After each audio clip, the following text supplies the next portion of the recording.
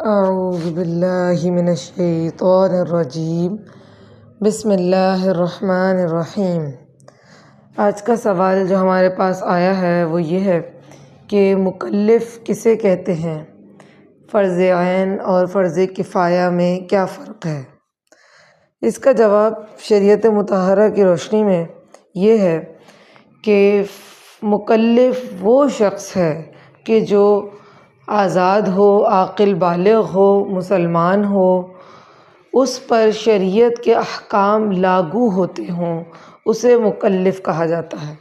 یعنی ہر وہ شخص جس پر نماز فرض ہے، روزہ فرض ہے، زکوٰۃ، حج فرض ہے، جس پر شریعت کے تمام احکام لازم آتے ہیں، اسے مکلف کہا جاتا ہے۔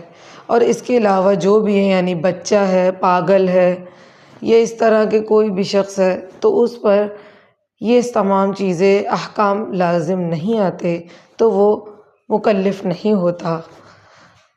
جہاں تک بات رہی فرض عین اور فرض کفایہ کی، تو فرض عین وہ ہے، یعنی ہر وہ چیز جو کہ ہر ایک فرد پر الگ الگ فرض ہے۔ یعنی مجھ پر نماز فرض ہے، وہ میری ہے، مجھے ہی پڑھنی ہے۔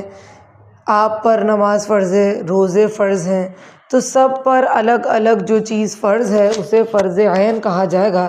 یعنی اس سے کوئی بھی چیز ہمیں بچا نہیں سکتی، ہمیں فرض پورا کرنا ہی کرنا ہے۔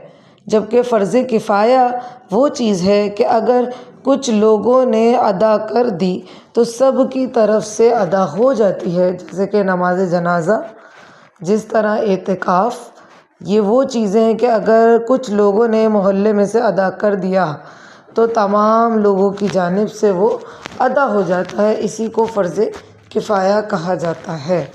وَمَا عَلَيْنَا إِلَّا الْبَلَاغُ الْمُبِينُ۔